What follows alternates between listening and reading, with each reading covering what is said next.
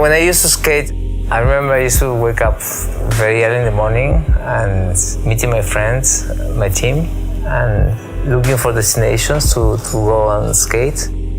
Doing this until late. Actually, that's what we're doing now. When we cook, actually wake up very early and we look for our destinations, our products, and then we work as a team.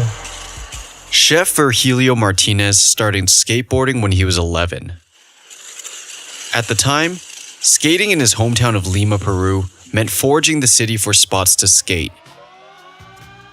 Periodic shipments of imported VHS tapes and magazines would introduce new tricks and brands.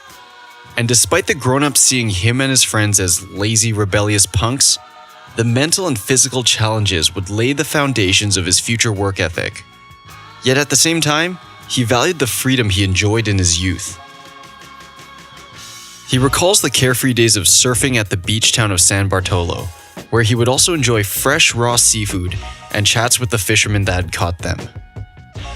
With something that both challenged yet liberated him, Virgilio dreamt of being a pro skater. This was the case even despite a lack of gateways into the industry, combined with the high cost of broken boards and worn-out shoe soles. But this would all soon come to a crashing halt when he was 17. He was in California and at a local skate park of all places. There, sponsors and managers were on the lookout for fresh talent. Now, Virgilio's usual focus was street skating, so he was decidedly out of his element skating the halfpipe. While skating on that halfpipe, which Virgilio admits he wasn't used to, he lost control doing a 360 spin. He landed hard, breaking his shoulder. With no insurance and in need of immediate surgery, he was sent packing. But I really wanted to be like a pro skateboarder, and I put all my dreams into it. So for me, it was really devastating, like go back to Peru and with a broken shoulder, and like it was difficult. It was bad enough both losing his chance to be seen and severely injuring himself, but things only got worse for him. Just 2 weeks after his shoulder healed, he broke the other one.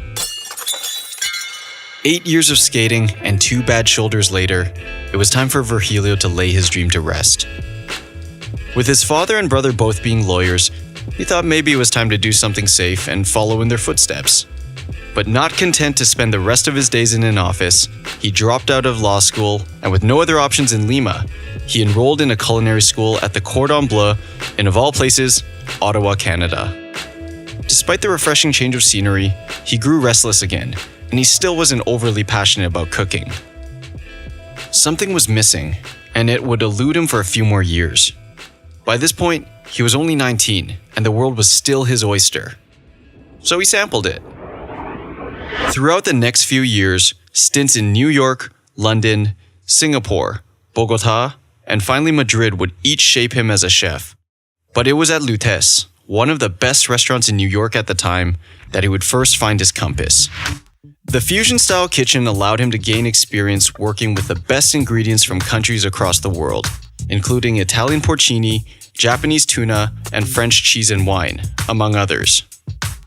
Aside from working with the aforementioned fine ingredients, he recalled how the master French chefs worked on the top floor, while the Mexican and Ecuadorian staff, many of which braved great dangers to cross the border, worked below.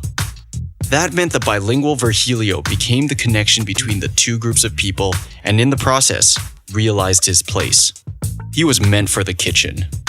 But as fate would have it, no sooner did he find his inspiration than he lost his work permit. It was back to Peru yet again, and this time he came with a newfound curiosity. Joining with Rafael Osterling and Gaston Acurio, 2 of the best Peruvian chefs at the time, he worked between both of their restaurants 7 days a week. There, he rediscovered the beauty of Peruvian cuisine, even as he struggled to let go of the superior image of French gastronomy his training had instilled. Ever the globe-trotting free spirit, however, he eventually landed in Singapore working at the Four Seasons. There, he saw Chinese cooks making dim sum, displaying a skill level that only a lifetime of training and cultural immersion could create. And then it clicked. Why was he trying to compete in making another culture's cuisine? What's more, it challenged his beliefs in what good food was. This experience would influence his future approach to food, one that rejected the notion that fine dining absolutely meant complex and superior. I wouldn't say I hated the word fine dining because it is very contradictory to my reality, to my surroundings. This fine dining stuff, high-end stuff, and even when I used to skate, like this, elite of skateboarders were not real. Nowadays, my approach to food regarding to fine dining is not fine dining. It's looking to just finding luxury in just very simple things.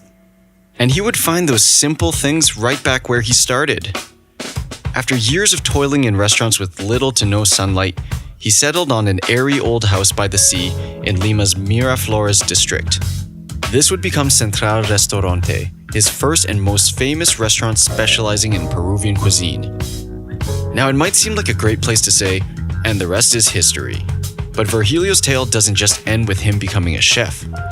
You'll find out soon why. Even after years of experience in making great food and opening his first restaurant in Peru, he was still stuck. Despite some initial buzz, he kept on bringing in exotic ingredients influenced by his travels and confusing the restaurant's menu.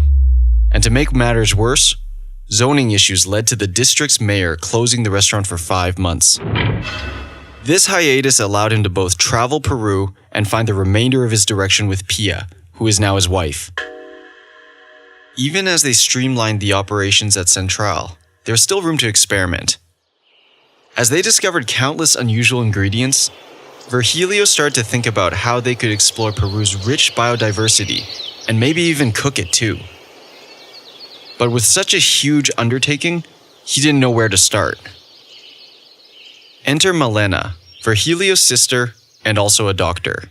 Together, the two founded Mater Iniciativa, Central's research arm. Here, they would collect and database all of the different ingredients they found in Peru's Andes region, its coasts, and in the rainforest. Just as importantly, they identified which ingredients were safe to eat. And just what were some of their findings? So nowadays, we're doing infusions with barks. We're using like clay and, different varieties of cacaos and different wild potatoes and stuff like we've never imagined to use them before. So I think nowadays, this is the time to use things that are probably unknown, and this is satisfactory, really good for us, for creativity. But getting these ingredients is both a joy and a challenge. Aside from rough terrain, there is the crucial aspect of building trust and connections with the surrounding communities. Every single trip is different. Every single exploration is different. Going to the jungle is different than going to the Andes, and going to the sea in the Pacific coast is quite different to going to the mountains, of course. We just have to accommodate to their communities of people that live probably very far away from the cities. So I think we have to accommodate what this community is working or sharing or willing to share. Today, Central prides itself on cooking entire ecosystems, as he puts it, using both culinary expertise and the vast research Mater Iniciativa has gathered. It creates dishes with every ingredient exclusively and sustainably sourced from a given region in Peru. And this really means every ingredient, with flavorings, sweeteners, and even thickeners all being indigenous and inseparably tied to a given system. Finding sustainable, safe, authentic, and delicious substitutes for convenient but artificial ingredients is no easy task. Mater Iniciativa relies on an interdisciplinary team of specialists, including forest engineers and anthropologists, to research and approve ingredients first. This means that a lot of consideration goes into vetting an ingredient and its sustainability before someone gets to enjoy it on the menu. The very difficult part is just to get the traceability of the product.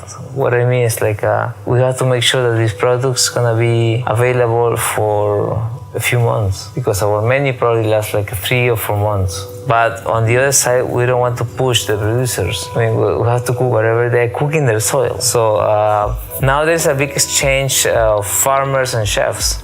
because chefs were not farmers and farmers are not chefs. So now we need to talk a lot. I think it's very important. I mean, like, this is very obvious in Peru. People producing stuff, chefs having successful restaurants, but I think like, this is the time where we have to listen to our farmers and we have to listen to each of them. What began as a long and winding journey that followed a broken dream has become so much more for Virgilio. He has certainly set an example for improving our relationship with food and sustainable consumption, but the implications reach even further. When you call the supplier by the phone and just order your, let's say, like carrots, they're just coming. And the chefs, the guys in the kitchen, they are not aware of the whole process of, getting these carrots or beets or potatoes, whatever. So whenever we send our chefs to work with these farmers, they get to understand how long is the process to get one single carrot, one single potato, one single lettuce. So that changed the whole process in the kitchen, because we're talking about no waste. We're talking about respecting the product a lot. The concept behind Central and Mater, that takes food from farm to kitchen or rainforest to kitchen, is so deeply rooted in Peru's geography and culture that it's impossible to be replicated with the same authenticity anywhere else. While Virgilio scoured the globe in his formative years looking for excellent ingredients and excellence in of itself, he came to realize that he didn't need to compete on someone else's field to do so. He just had to look in his own backyard. I mean, you have to start, of course, respecting and be proud of who you are and where you're from. That for me made a huge change in my, not only in my gastronomic life, in my whole life. Yeah, I mentioned that when I left Peru, I wasn't even, I wasn't proud to be Peruvian because, Peru, Lima was a city with no many hopes, about my future. It was very tough times, even there were no gastronomic schools, so I had to go abroad. And then I started to understand, the value of being a chef. And after that, I understand the value of being a chef in Peru.